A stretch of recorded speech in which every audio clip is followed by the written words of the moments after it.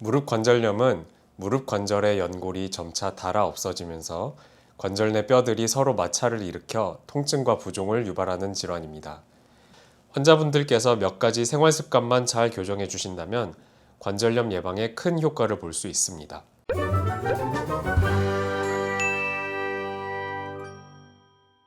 안녕하세요. 인하대병원에서 무릎 관절 진료를 보고 있는 원사무엘 재윤입니다. 저는 무릎 인공관절 치환술 및 재치환술, 스포츠 손상 수술, 연골 재생술, 휜다리 교정술, 골절 및 감염 수술을 주로 하고 있습니다.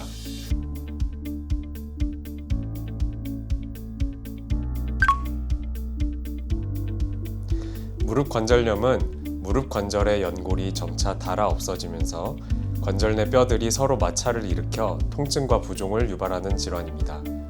이렇게 뼈끼리 부딪히면서 통증이 발생하여 일상생활하는 데 제한이 생기고 더욱 진행하게 된다면 다리가 더 휘거나 무릎을 펴고 굽히는 움직임들이 제한될 수 있습니다. 대한민국 통계에 따르면 65세 이상 인구의 37%에서 무릎 퇴행성 관절염이 진단되었고 특히 이중 여성에서는 50% 넘는 질병 발생률이 보고되었습니다. 무릎은 하지의 중앙에 위치하며 구조와 관절의 움직임이 복잡하기 때문에 다른 관절에 비해서 손상되기가 쉽고 퇴행성 변화가 잘 생길 수 있습니다.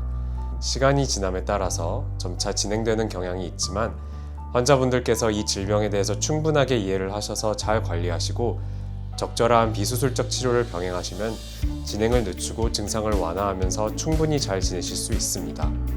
만약 이러한 노력에도 불구하고 증상이 일상생활에서 큰 불편을 준다면 환자분의 개개인의 상황에 맞게 적절한 수술적 치료를 고려할 수 있습니다. 무릎 관절염의 원인은 다양합니다. 대략 90% 정도의 관절염은 퇴행성 관절염이며 한마디로 무릎이 노화가 되고 마모가 되어서 생기는 관절염입니다. 이전에는 단순하게 많이 써서 닳아 없어진다고 이해되었지만 최근에는 개개인이 갖고 있는 생물학적 요인들 때문에도 관절염이 더 빠르게 진행할 수 있다고 이해되고 있고 이에 대해 많은 연구들이 진행되고 있습니다. 우리나라 인구의 수명이 증가함에 따라서 유병률도 증가하는 추세인데 아까 말씀드렸듯이 남성보다는 여성에게 더 많이 나타나는 특징이 있습니다. 그 이유는 대표적으로 두 가지를 말씀드릴 수 있는데요. 첫 번째는 여성이 남성보다 하지 근육량이 적기 때문입니다. 두 번째 이유는 대부분의 경우 여성분들이 집안일, 가사노동을 담당하셨고 바닥에서 양반다리로 앉아서 작업을 하시거나 쪼그려서 일하시는 경우들이 많아서 무릎이 빨리 상하는 경우들이 많습니다. 관절염은 퇴행성 관절염 외에도 류마티스 관절염이나 통풍 등의 염증성 관절염에 의해서 생기기도 합니다. 또한 이전에 무릎에 심한 골절이나 인대 및 연골판 손상이 있었던 이력이 있었다면 관절염 발생 위험이 높아질 수도 있습니다. 대표적인 증상은 무릎의 통증입니다. 개개인별로 차이가 많은 부분이지만 대부분 앉았다가 일어날 때의 통증이나 계단 오르내릴 때의 통증을 호소하시며 진료를 보러 오시게 됩니다. 많이 진행된 관절염에서는 평지 걸을 때조차도 통증이 심해서 절뚝이는 경우도 있습니다. 또한 무릎 안에서 물이 생기면서 반복적으로 부을 수가 있습니다. 무릎 연골 손상이 진행되는 과정에서 작은 관절 연골 조각들이 염증을 일으키고 이 때문에 관절액들이 평소보다 더 많이 만들어집니다. 이러한 붓기가 통증을 더 심하게 만들 수 있습니다. 시간이 점점 지나면 다리가 O다리나 X다리로 휘는 것이 진행하거나 무릎을 굽히고 피는 가동 범위가 줄어들 수도 있습니다. 이렇게 무릎이 불편하다 보니 환자분들이 잘 안 걷게 되시고 외출도 덜 하시게 되면서 점점 허벅지 근육, 다리 근육의 위축과 약화가 오기도 합니다. 무릎이 시큰거리거나 뻣뻣한 느낌, 앉았다 일어서는 동작이 불편한 현상 등의 증상이 나타나면 무릎 내 구조의 이상을 의심해 볼 수 있겠고 병원에 오셔서 간단한 검진이나 엑스레이로도 확인이 가능하니 부담 갖지 마시고 확인받으러 오시길 권장드립니다. 가장 중요한 검사는 문진입니다. 환자분이 걸어 들어오시는 모습을 확인하는 것부터 검진이 시작됩니다.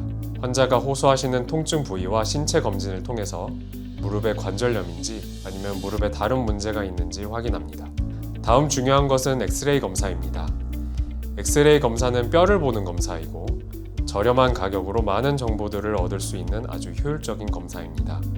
다리가 얼마나 휘어 있는지를 볼 수 있고 뼈와 뼈 사이 관절 간격이 얼마나 좁은가에 따라서 관절염의 진행 정도를 판단합니다.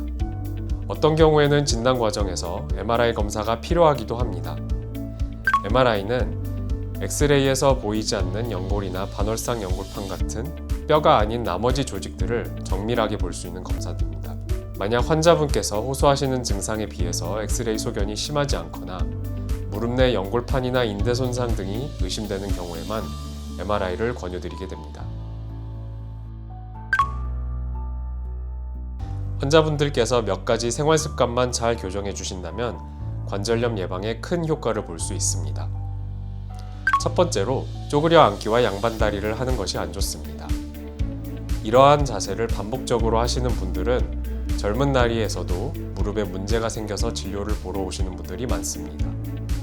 따라서 가급적이면 침대와 의자를 사용하도록 하시고 바닥 생활을 피해 주시길 부탁드립니다. 바닥에 앉으실 일이 있다면 양반다리보다는 다리를 펴고 계시는 것이 낫습니다.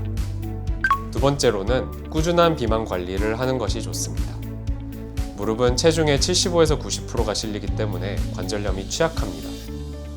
반대로 체중 감량을 할 수 있다면 무릎 관절염의 예방과 통증 완화에 큰 도움이 됩니다.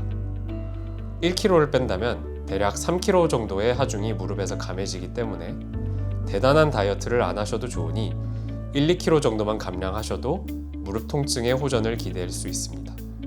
세 번째로는 꾸준히 하체 운동을 해주는 것이 좋습니다. 무릎 가동에는 허벅지 근력이 매우 중요합니다.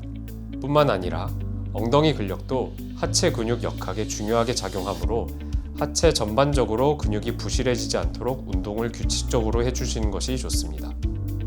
헬스장, 걷기, 수영, 실내 자전거 등의 허벅지에 힘이 많이 들어가는 운동들을 추천드립니다.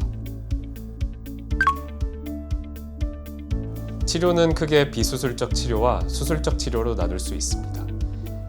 비수술적 치료는 직전에 말씀드린 생활습관 교정들을 하시면서 보조적으로 경구 진통소염제와 파스나 로션 같은 도포용 진통소염제를 사용하시면서 통증을 조절해 볼 수 있습니다. 또한 관절액의 질을 높이기 위한 히알루론산 주사액을 투여하는 주사요법을 시행하기도 합니다. 대부분의 환자들이 이러한 비수술적 치료만으로도 많은 호전을 보이시며 수술까지 가지 않아도 만족하실 만한 삶의 질을 유지하실 수 있습니다. 하지만 모든 퇴행성 관절염 환자에서 비수술적 치료가 성공하는 것은 아닙니다. 충분한 보존적 치료를 시행했음에도 불구하고 더 이상 호전이 없거나 통증이 너무 심해서 일상생활이 힘들 경우 인공관절 수술을 고려하게 됩니다. 저는 환자분들에게 아프지 않고 30분을 걸을 수 있으신지 많이 여쭙는데 만약 이 정도의 운동 수행이 안 되는 말기 퇴행성 관절염에서는 인공관절 수술을 고려해 보시는 것이 좋겠습니다. 또한 기능 장애가 이미 너무 심한데 수술을 너무 미루셔서 허벅지 근력까지 약화되셨다면 나중에 수술을 받더라도 만족도나 기능이 훨씬 떨어질 수 있으니 너무 늦지 않게 병원에서 무릎 상태에 대해서 상담 받아보시길 부탁드립니다. 일상생활에서 무릎 통증으로 보행에 어려움이 발생하면 삶의 질이 현저히 떨어질 수밖에 없습니다. 단순하게 노화 현상으로 여기시지 마시고 발병 초기에 전문의의 정확한 진단을 받아서 적극적이고 꾸준한 관리로 무릎 관절 건강을 지키시어 건강한 삶을 영위하시길 바랍니다. 감사합니다.